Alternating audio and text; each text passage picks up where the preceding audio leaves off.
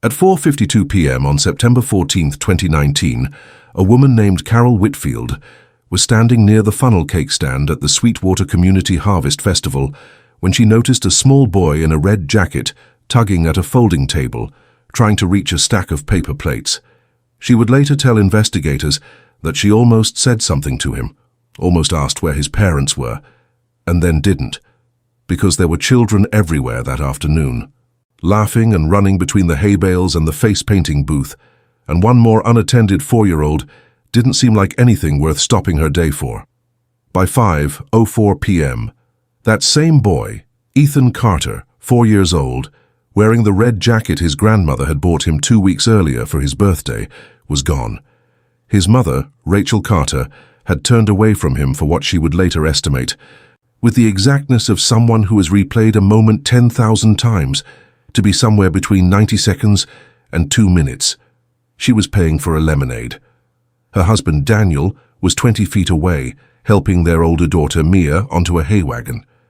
When Rachel turned back around, the space where Ethan had been standing right beside the picnic table, right beside his stroller full of festival prize tickets, held nothing but a half-eaten pretzel on the ground. She called his name. She wasn't panicked yet. Not really. Children wander. Children hide behind their father's legs as a joke, or chase a dog 3 tables over, or get distracted by a balloon animal booth and forget for a moment that they're supposed to stay close. Rachel walked the length of the picnic area, calling his name in the particular rising tone parents use when they're still telling themselves it's nothing. By 5:11 p.m., it was something. Daniel Carter would later describe the moment his wife's voice changed as the moment his own chest went cold, not because of what she said, but because of the register she said it in. Sweetwater, Montana, is a town of just under 6,000 people, the kind of place where the volunteer fire department doubles as half the town council, and everyone at a festival like this one knows someone who knows someone. Within 4 minutes, a dozen strangers were calling Ethan's name across the park. Within 9 minutes, someone had found the festival's event coordinator and asked her to get on the PA system. Within 15 minutes, the Sweetwater County Sheriff's Department had a car in the parking lot. Before we go further, if this is your first time here on Archive 26, welcome. We reconstruct cases like this one from the records, testimonies, and investigative details that shaped them. And if that kind of storytelling means something to you, consider staying with us. And to everyone who's been here before, watching case after case with us, thank you for coming back. We need to be honest about something here, because the story that follows will ask you to hold 2 facts in your mind at once, and they are difficult to hold together. The first fact is that what happened to Ethan Carter in the next 10 minutes of his life is, even now, not fully known. The second fact is that everything law enforcement did in the hours after his disappearance was, by every measure available to them, fast, thorough, and correct. And it still wasn't enough. Sweetwater sits at the edge of the Kootenai National Forest, and the festival grounds back directly onto roughly 400 acres of mixed pine and undergrowth that slope down toward Miller's Creek. It is beautiful country. It is also, if you are searching for a missing 4-year-old as the light starts to fail in September, one of the worst possible places for a child to disappear into. If you've ever lost sight of a child in a crowd, even for 30 seconds, even in a grocery store where you knew nothing could actually go wrong, you already know the particular flavor of that fear. I'd ask you to sit with that feeling for a moment, because it's the feeling that Rachel and Daniel Carter have now lived inside of for 6 years. By 6:00 p.m., the Sheriff's Department had declared Ethan a critical missing person and requested state assistance. By 7:15 p.m., Montana Highway Patrol had set up a perimeter on the 2 county roads leading out of Sweetwater. By 8:30, under floodlights trucked in from a construction site 40 minutes away, the first organized search line moved into the tree line behind the festival grounds, and a fish and wildlife K-9 handler named Tom Buckley walked his bloodhound, a 5-year-old named Scout, to the spot by the picnic table where Ethan had last been seen, and let him take the scent. Scout worked for nearly 2 hours that night. He led the search team roughly 600 yards into the trees along a route that roughly paralleled the creek, before losing the trail completely at a wide gravel turnout used by forestry trucks. At that turnout, the scent simply stopped. There was no blood, no torn clothing, no sign of a struggle, and, as investigators would stress again and again in the weeks that followed, no sign that a 4-year-old boy had wandered that far into rough terrain entirely on his own. What there was, according to the initial incident report, was a single, unremarkable set of tire tracks in the soft gravel. Tracks that could have belonged to any one of a dozen vehicles that used that turnout on any given week. And that told investigators nothing they could act on. Before this story goes any further, I want to be honest with you about something that isn't always said clearly enough in stories like this one. What you're about to hear is a fictional narrative inspired by the kinds of real situations investigators, families, and search teams face every year. But Sweetwater, Montana's festival, and the Carter family themselves are not real people. This story was built to explore something true about how families endure the unbearable, using a case that did not happen. We'll return to that thought again before we're through. By the second morning, the search for Ethan Carter had become one of the largest in Montana's recent history. The Sweetwater County Sheriff's Department, overwhelmed within hours, formally requested assistance from Montana's Division of Criminal Investigation, and by Sunday afternoon, investigators from the state, alongside 2 FBI agents from the Salt Lake City field office, who specialized in child abduction cases, had set up a command post in the Fairgrounds Event Hall, the same building where, 48 hours earlier, families had been eating funnel cakes and buying raffle tickets. The search itself moved outward in expanding rings, the way these searches almost always do. Grid teams of 6 to 8 people walked the forest in tight, overlapping lines, spaced close enough that nothing the size of a shoe or a jacket sleeve could be missed. Dive teams cleared Miller's Creek and the small reservoir 2 miles downstream. A helicopter equipped with thermal imaging flew nightly passes for the first week, though investigators later noted that September nights in that part of Montana cool quickly, which limits how useful thermal imaging actually is once several hours have passed. Sheriff Warren Hicks, who had run the department for 11 years and had, by his own account, never worked a case remotely like this one, gave a press conference on day 3 that search and rescue veterans in the region still reference as a model of careful, honest public communication. He did not promise the family that Ethan would be found. He did not speculate publicly about what had happened. He simply laid out, methodically, everything that had been done and everything that was still being done, and he asked the public for 2 things: information and patience. 312 volunteers registered with the search effort in the first 10 days. Some were Sweetwater residents who had known the Carters for years. Some drove in from towns 2 and 3 hours away after seeing the story on local news. A rancher named Pete Okafor, who owned land bordering the northern edge of the search area, opened up 1,100 acres of his own property to search teams without being asked twice, and spent 4 days walking his own fence lines with his sons, looking for any sign that a fence had been cut or a gate left open. None of it produced Ethan. What it did produce, in the language investigators use, was a great deal of negative evidence. Evidence that rules things out without telling you what actually happened. The absence of any blood or torn fabric along the trail Scout the Bloodhound had followed suggested, though it did not prove, that Ethan had not suffered a fall or an animal encounter in that stretch of forest. The absence of any sign of him at the creek or reservoir suggested, though again it did not prove, that he had not drowned. Cadaver dogs, brought in on day 6 as a standard part of the protocol, regardless of what investigators actually believed had happened, found nothing across the entire search radius. Investigators pulled surveillance footage from every business within a 3-mile radius of the fairgrounds: a gas station, a diner, a hardware store, and a small motel on the county highway. The footage from the gas station, time-stamped 5:09 p.m., showed a dark-colored pickup truck pulling out of the lot and heading north on County Road 12, away from town. The image quality was poor. The plate was unreadable. Investigators would spend the better part of 18 months trying to identify that truck, cross-referencing it against vehicle registrations across 4 states, and would eventually locate and rule out 11 different trucks that roughly matched its description, without ever finding the 12th. More than 150 people were formally interviewed in the first month alone.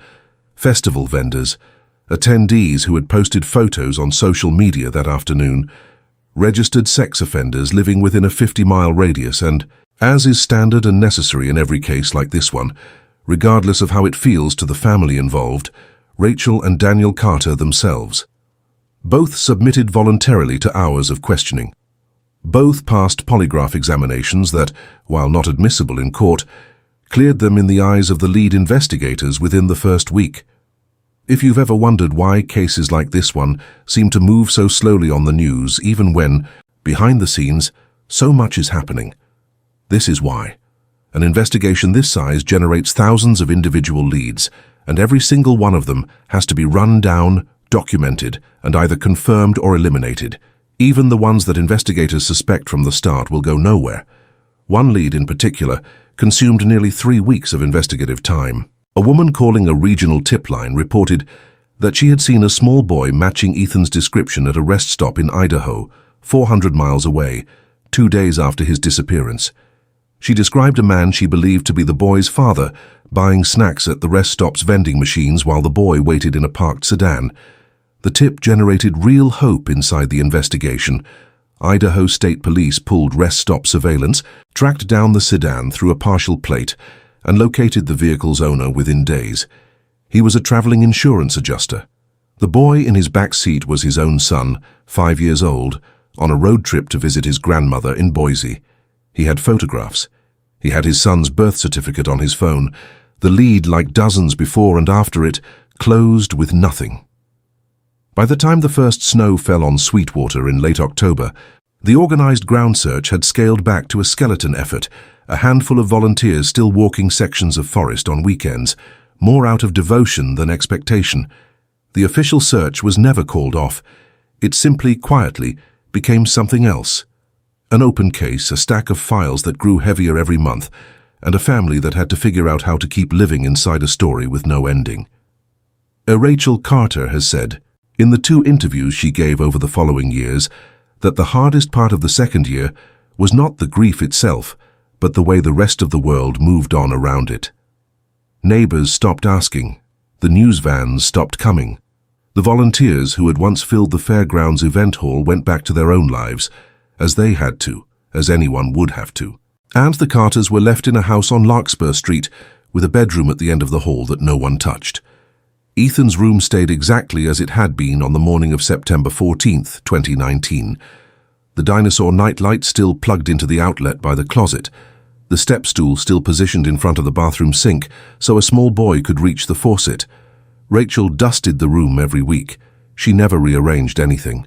Daniel would later say that he understood why she did it, and that he could not have done it himself, and that this difference between them, not a disagreement exactly, just a difference in how 2 people carry the same impossible weight, became one of the quiet pressures that nearly ended their marriage in year 2. They did not move away from Sweetwater, though people gently suggested it more than once. Rachel's reasoning, when she explained it to a local reporter on the first anniversary, was simple. If Ethan ever found his way home, or if anyone who knew anything ever decided to come forward, she wanted him to be able to find the same house, the same street, the same porch light that she left on every single night, rain or snow for 2 straight years. The sheriff's department never closed the file. Detective Lauren Ibarra, who had been a patrol sergeant at the time of Ethan's disappearance and was promoted to lead detective the following year, kept the case as an active priority long after most departments would have quietly let it slide into the drawer of unsolved cases that every small department accumulates. She met with the Carters every few months, even when she had nothing new to tell them, because she believed, and would later say this directly to a documentary crew, that a family in that position deserves to know someone is still looking, even when looking has stopped producing anything. Twice a year, on Ethan's birthday in March, and on the anniversary of his disappearance in September, the Carters organized a small awareness campaign, flyers at the local library, a booth at the very same harvest festival that had once been the site of the worst afternoon of their lives, a renewed post on the National Center for Missing and Exploited Children's Registry with an age-progressed photo showing what Ethan might look like as he grew. Mia, Ethan's older sister, was 8 years old by the second anniversary. She had started, quietly, to have fewer and fewer memories of her brother that weren't shaped by the photographs on the refrigerator, rather than by anything she actually remembered herself. I want to pause here and ask you something, because I think it matters. We talk a lot, in stories like this one, about investigations and evidence and timelines, but rarely about what it actually costs a family to keep hoping, year after year, without anything to hold on to. What do you think keeps a person going in a situation like that? I've thought about it a great deal while putting this case together, and I still don't think I have a real answer. There were setbacks in those 2 years that never made it into any news story. A supposed psychic contacted the family in the spring of 2020, claiming to have seen Ethan near water. The family, desperate enough to consider anything, passed the tip along to Detective Ibarra, who investigated it as a matter of due diligence and found nothing behind it, as she had expected. A man in Nevada was briefly investigated after an anonymous tip suggested he had a boy who didn't match his family, a tip that turned out to stem from a neighbor's personal grudge rather than any genuine suspicion. The boy in question was the man's biological nephew, and DNA and documentation confirmed it within a week. Each of these moments cost the Carters something. Rachel described it once as being handed the same piece of grief over and over, freshly wrapped every few months. Daniel, for his part, found a different way of coping, one that Rachel didn't fully understand until much later. He joined an online community of parents of missing children, dozens of families scattered across the country, all trading advice, resources, and occasionally a kind of dark humor that only made sense to people living the same nightmare. Through that community, he learned about facial recognition tools, about the volunteer networks that scanned school photos, sports team rosters, and community bulletin boards for children who might match unsolved cases. He never expected any of it to lead anywhere. He did it, he said later, because it gave him something to do with his hands and his hours that felt like action instead of waiting. One of the volunteers he corresponded with occasionally was a woman named Denise Okonkwo Lang, who ran a modest but dedicated page cross-referencing missing children's case files against publicly available school and community footage from around the country. She had, over 4 years, helped identify exactly one child, a case from Ohio that had ended unusually in genuine reunification. Daniel had sent her Ethan's file 18 months earlier, mostly as a formality, never expecting it to be more than one folder among hundreds she was quietly keeping track of. By the fall of 2021, Detective Ibarra had reduced her active review of the case to a quarterly check-in, updating databases, recirculating the age-progressed photo to a wider law enforcement network, and waiting as much as any investigator ever wants to admit to waiting for something to change. On the evening of October 19, 2021, Rachel Carter was scrolling through her phone after putting Mia to bed when her sister-in-law sent her a message that would, within 6 weeks, upend everything the family thought they understood about the last 2 years of their lives. It wasn't a tip. It wasn't a psychic. It wasn't even addressed to the Carters at all. It was a link to a school promotional video 600 miles away that had absolutely nothing to do with Ethan Carter, or so it seemed. Either video was 90 seconds long. It had been produced by a 4th-grade teacher named Kevin Marsh at Ridgeline Elementary, a school in a mid-sized town in eastern Colorado, roughly 600 miles from Sweetwater, Montana. It was the kind of video most schools put together once a year, a highlight reel of the fall semester, set to upbeat royalty-free music, showing a pumpkin carving contest, a reading assembly, and a few clips of recess, meant for nothing more than the school's social media page and a handful of proud parents. Denise Okonkwo Lang did not find the video because she was looking for Ethan Carter specifically. She found it because it was part of her regular methodical practice of scanning newly posted school and community content from around the country, cross-referencing faces and identifying features against an internal database of open missing children's cases that she maintained, unpaid in her spare time alongside her actual job as a claims processor in Tulsa. At the 41-second mark, in the background of a clip showing a group of 2nd graders lining up for the pumpkin carving contest, a boy jogs across the frame from left to right, chasing after a soccer ball that had rolled away from the group. He is on screen for less than 2 seconds. He is wearing a paper Halloween mask pushed up on his forehead and a blue baseball cap pulled low, and the footage, shot on a phone, compressed twice for social media, is grainy enough that no facial recognition software Denise had access to could return anything usable. What caught her attention wasn't his face. It was the way he ran. As he crossed the frame, the boy held his left arm slightly bent and tucked close to his body, a posture that repeated 3 more times across the 90-second video whenever he moved quickly. Denise had seen that exact detail before, not in a photograph, but in a physical description filed as part of an old case report she had cross-referenced months earlier. Ethan Carter's pediatric file, submitted by his parents to the Missing Children's Database in 2019, noted a mild non-limiting muscular asymmetry in his left arm. First noticed by his pediatrician at 18 months old, that caused him to hold that arm slightly differently than his right whenever he ran. It was, on its own, an almost absurdly thin thread to pull. Countless children run with a slightly asymmetrical gait. A single detail from a 2-year-old case file, matched against 2 seconds of blurry cell phone footage of a masked child at a pumpkin carving contest a state away, would not meet any reasonable investigator's bar for genuine suspicion on its own. But Denise had learned, over 4 years of doing this work, not to dismiss a thread just because it was thin, only to be honest with herself and with the families she worked with about exactly how thin it was. She flagged the case in her own tracking system, made a note of the school and the approximate date the video was filmed, and, critically, did not contact the Carters directly. Instead, she sent the clip, along with her notes, to a contact she trusted at the National Center for Missing and Exploited Children, framing it exactly as what it was: a low-confidence lead, worth a look, nothing more. It took 11 days for that lead to travel from the center's analysts to Detective Lauren Ibarra's desk in Sweetwater. When it arrived, Ibarra later admitted, her first instinct was skepticism. She had chased dozens of leads built on far more than a boy's running posture in a school fundraising video, and every one of them had gone nowhere. But she watched the clip anyway, more than a dozen times, frame by frame, and she noticed something Denise's notes hadn't mentioned: a faint pale mark near the boy's left eyebrow, visible for only a fraction of a second as he turned his head.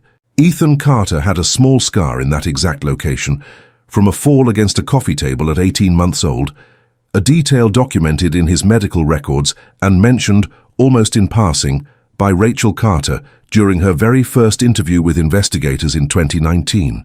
Ibarra made a call to the Colorado School District Superintendent Office the following morning, identifying herself formally and requesting, through appropriate legal channels, basic enrollment information for any student, matching the age and general description visible in the video.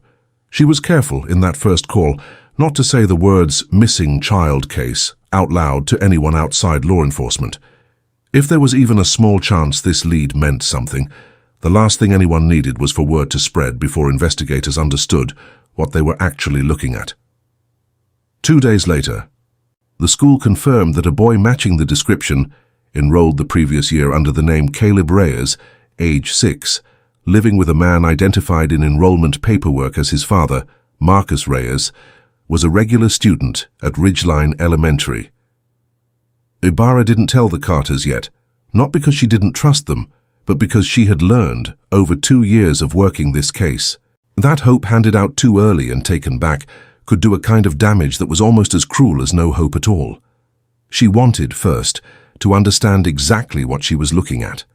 There is a particular kind of caution that experienced investigators develop, one that can look from the outside almost like coldness. Ibarra had seen colleagues in other departments move too fast on leads that felt right, only to shatter a grieving family's world over a coincidence. A boy with a similar arm posture and a similarly placed scar is not proof of anything. Twins exist. Coincidences exist. And any experienced detective would tell you that 2 matching details, however striking, are not the same as a confirmed identity. What made Ibarra pick up the phone again that same afternoon wasn't the physical resemblance alone, It was something in the enrollment paperwork the school had described over the phone, almost as an aside, that the boy's father, Marcus Reyes, had enrolled him mid-year, using a birth certificate issued by a county clerk's office that, when Ibarra pulled up its records independently, showed no record of ever issuing that specific certificate number at all. What she found over the following week would turn a single blurry video clip into the most significant break the case had seen in 2 years. Every falsified identity leaves a seam somewhere. Investigators who work document fraud will tell you the same thing over and over. It is almost impossible to build a false life for a child without leaving at least one thread that, once pulled, unravels the whole thing. The problem is that finding that thread often requires looking somewhere no one thought to check, and having the legal authority to check it in the first place. Detective Ibarra's first call, after confirming the discrepancy in the birth certificate number, was to the Colorado Bureau of Investigation, which has jurisdiction and resources Sweetwater's small department simply didn't. Within days, a joint task force had formed, quietly, without any public announcement, involving Ibarra, 2 CBI investigators, and eventually a specialist from the FBI's Child Abduction Rapid Deployment Team, brought in specifically because of his experience with cases involving falsified identity documents. The birth certificate submitted for Caleb Reyes claimed he had been born in a hospital in rural New Mexico in 2015. When investigators contacted that hospital directly, records showed no birth matching that name or date on file. But the certificate number itself, they discovered, wasn't entirely fabricated. It had been issued for a real birth in that hospital, to a different family, in a different year, and then altered. The forgery was skilled, not perfect. Nothing this deceptive ever survives close, dedicated scrutiny forever, but skilled enough to have passed a school registrar's routine review, which is, investigators noted without any particular bitterness, exactly the level of scrutiny most school enrollments actually receive. Registrars are not trained document examiners. They are not expected to be. The deeper investigators dug, the more the timeline around Caleb Reyes began to fracture. Medical records tied to the name existed only from mid-2020 onward: an urgent care visit in Nebraska for a childhood ear infection, a dental cleaning in Wyoming the following spring, a vaccination record from a pediatric clinic in Idaho that showed a vaccination schedule inconsistent with the boy's supposed age, doses spaced too closely together in a pattern more consistent with a child rapidly catching up on a schedule than one who had simply followed a normal, on-time vaccination plan since infancy. Before mid-2020, there was nothing. No hospital birth record beyond the altered certificate, no pediatrician visits, no daycare enrollment, no dental records. It was, as one CBI investigator would later put it in a case summary, a child who appeared to begin existing at approximately 5 years old. The man identifying himself as Marcus Reyes proved almost as difficult to pin down. He had rented a series of short-term apartments across 4 states over the previous 2 years, always paying in cash or money orders, always signing leases under the same name, but never staying anywhere longer than 7 or 8 months. He worked, according to what limited employment records investigators could locate, as an independent long-haul driver, a job that provided both a plausible reason for frequent relocation and, investigators suspected, a convenient cover for avoiding the kind of sustained community relationships that tend to invite questions. Neighbors interviewed in each of the towns where Reyes had briefly lived described a quiet, polite, unremarkable man who kept mostly to himself and spoke rarely about the boy's mother when the subject came up at all, offering only that she had passed away, or in one account, that she wasn't in the picture. Vague answers that, at the time, struck no one as unusual enough to report. This is worth sitting with for a moment. Nothing about how this man presented himself to the outside world raised alarm. He didn't fit any pattern neighbors expected a dangerous person to fit. He coached the boys' youth soccer team for a single season. He attended a parent-teacher conference and asked, teachers recalled, thoughtful questions about the boys' reading level. It's a detail that unsettles people every time this kind of case comes to light, and I think it's worth asking yourself honestly, How much would any of us actually notice, living next door to something like this? By late November 2021, investigators had assembled enough documented inconsistency, the altered birth certificate, the medical record gap, the pattern of frequent relocation, the absence of any verifiable history before mid-2020, to secure a court order authorizing a formal welfare check and biological testing conducted under the careful supervision of Colorado's Department of Human Services and coordinated closely with Montana authorities and the Carter family's own legal counsel. The welfare check took place on December 3, 2021, at a rented duplex on the edge of a small Colorado town, under circumstances designed, as much as such a moment can ever be designed, to protect the boy from unnecessary trauma, regardless of what the testing eventually revealed. Marcus Reyes was taken into investigative custody without incident. He did not resist. According to the officers present, he said almost nothing at all. The boy was placed temporarily in the care of Colorado's Child Protective Services while DNA samples were processed on an expedited basis. Detective Ibarra made the drive to Larkspur Street herself that same evening, rather than calling. She has said she has delivered many difficult messages over her career and has never found an easy way to tell a parent a case might be changing without promising more than the evidence could yet support. She sat at the Carters' kitchen table, the same table where she had sat for 2 years of quarterly updates that amounted to nothing, and told Rachel and Daniel that a boy had been found in Colorado who might be their son, that the evidence was significant but not yet confirmed, and that results from formal testing were expected within days rather than weeks. Rachel would later describe that night as the longest of her life, longer even than the first night Ethan went missing, because in 2019 there had been nothing to do but search. In December 2021, there was nothing to do but wait for a laboratory result, sitting in the exact house they had refused to leave for 2 years, in the exact chair by the window where Rachel had spent countless nights watching the porch light. She never once let go dark. E. The results came back on the morning of December 9, 2021, 5 days after Rachel and Daniel Carter had submitted their own DNA samples for comparison. Detective Ibarra received the call from the Colorado Bureau of Investigation's lab at 9:14 a.m. and drove to Larkspur Street immediately, this time with the county's victim advocate coordinator in the passenger seat, because some news is not meant to be delivered by a single person standing alone in a doorway. The DNA comparison confirmed, with a certainty exceeding 99%, that the boy known for the past 18 months as Caleb Reyes was Ethan Daniel Carter, born March 3, 2015, in Sweetwater, Montana. Independent confirmation followed within the same week.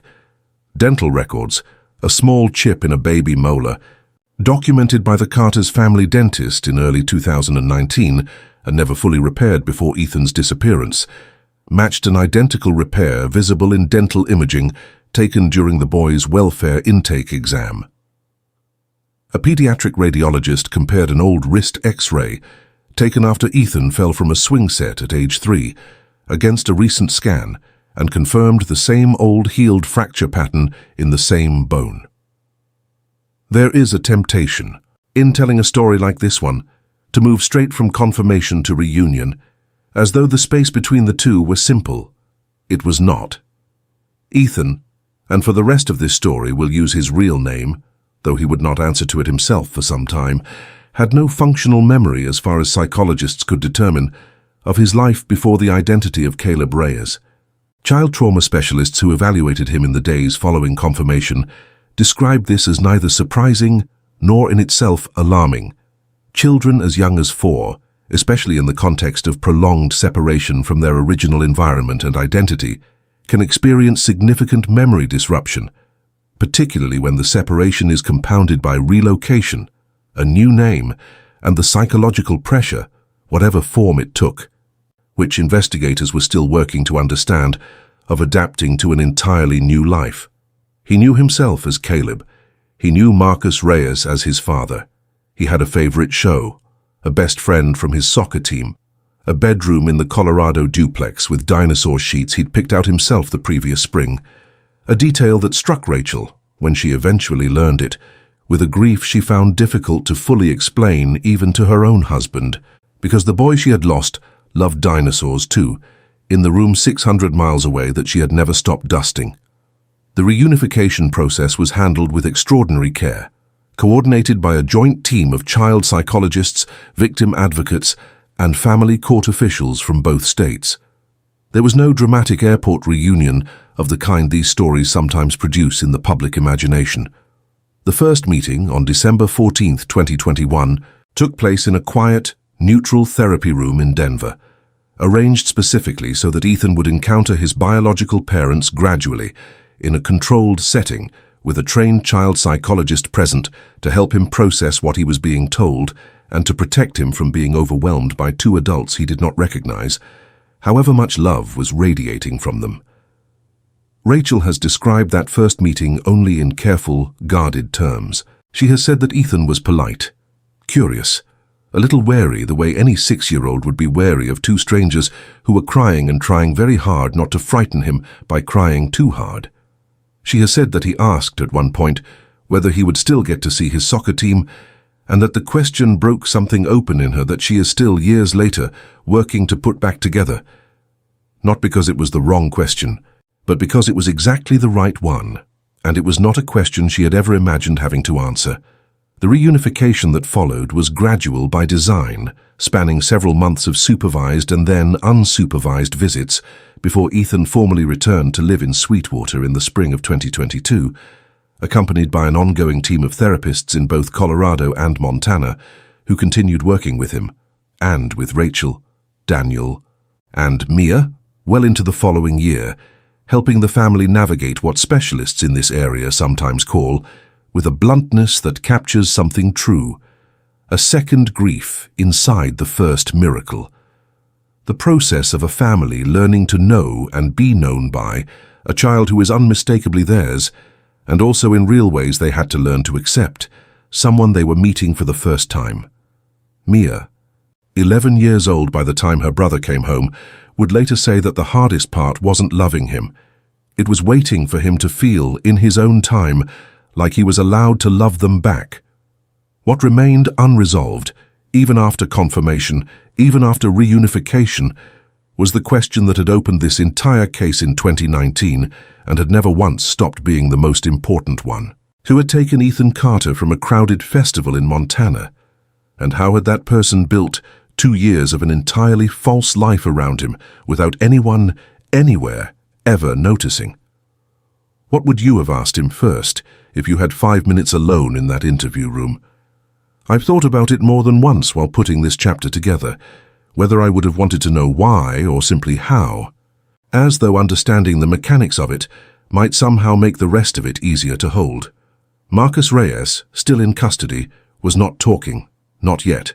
His court-appointed attorney advised silence pending the filing of formal charges, and for nearly 2 weeks, the man who had spent 2 years raising a child he called Caleb offered investigators nothing beyond his name and date of birth. Ibarra, who had waited 2 years for a single solid lead, found herself once again in the position she knew best from this case, waiting. But somewhere in the paperwork trail, investigators had already assembled the falsified birth certificate, the pattern of relocations, the employment records for a man who drove long-haul routes across exactly the kind of rural interstate corridors that passed within a few hours of Sweetwater on the weekend of the festival. A second investigation was already quietly taking shape, one aimed not at confirming who Ethan was, but at answering the question that had haunted this case since its very first hour. Marcus Reyes was formally charged in January 2022 with kidnapping, custodial interference, and multiple counts of document fraud. He eventually accepted a plea agreement in exchange for a full account of what had happened on September 14, 2019, an account that investigators would spend months corroborating against physical evidence, financial records, and the recollections of witnesses from that day, before they were willing to consider it reliable. According to that account, Reyes had not attended the Sweetwater Harvest Festival planning to take a child. He told investigators he had been passing through the region on a delivery route, had stopped at the festival on a whim, and, in the version of events he gave, which investigators could neither fully confirm nor fully dismantle, had found Ethan wandering alone near the tree line at the edge of the fairgrounds, farther from the crowd than any of the search team's later reconstructions, had assumed a 4-year-old could have traveled unassisted in the window of time available. Whether that detail is true, partially true, or a convenient framing constructed to minimize his own culpability is something investigators openly acknowledge they may never resolve with certainty. What the evidence did establish, independent of his account, was that Reyes drove north out of Sweetwater within the hour, using back roads that avoided the state troopers rapidly assembling perimeter. A route, investigators noted grimly, that only someone with real familiarity with the area's back roads could have navigated so precisely on the fly, raising questions about his prior presence in the region that were never fully answered. Over the following months, Reyes had relocated repeatedly, always staying just ahead of the kind of routine scrutiny. A nosy neighbor, a persistent teacher, a landlord who asked one question too many that might have unraveled things sooner. He obtained the falsified documents, he told investigators, through a black market contact he refused to name in detail, providing only enough vague information to suggest, without confirming, a wider network of document forgers who cater to exactly this kind of case. That thread remains, as of this telling, only partially pulled. Federal investigators continue to treat it as an open line of inquiry. He never sought a ransom. He never made contact with the Carter family in any form.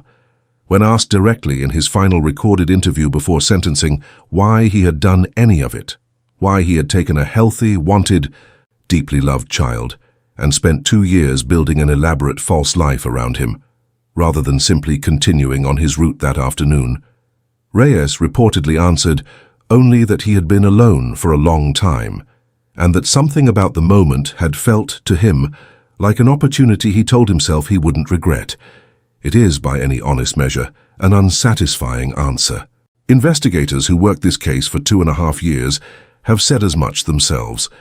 There is no clean villain's monologue here, no tidy explanation that closes the door on the horror of what was actually done to a 4-year-old boy and the family he was taken from. There is only a man who made a choice in an unguarded moment, and then made hundreds of smaller choices over the following 2 years to keep that first choice from ever being discovered.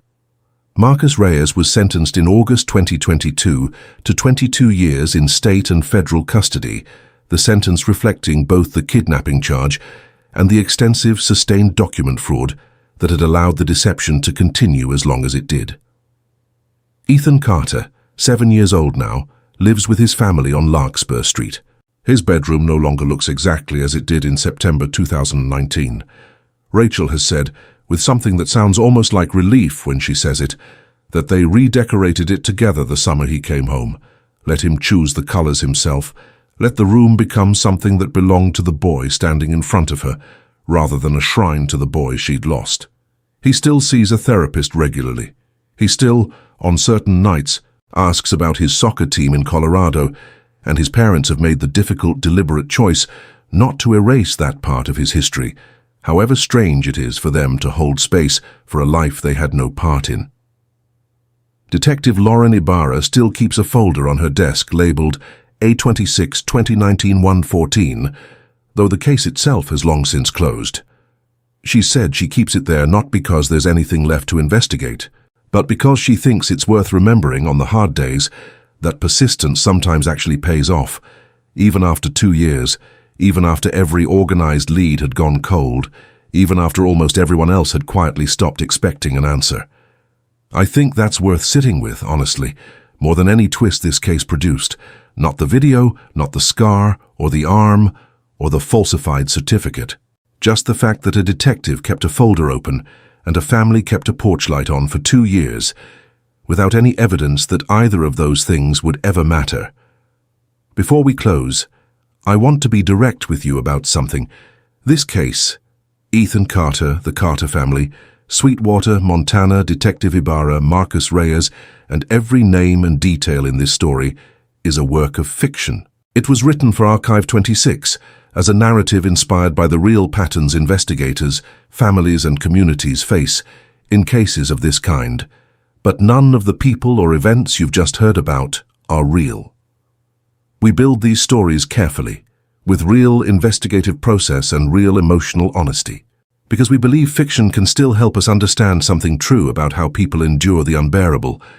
But we never want you to leave this video believing you watched a documentary about real, identifiable people.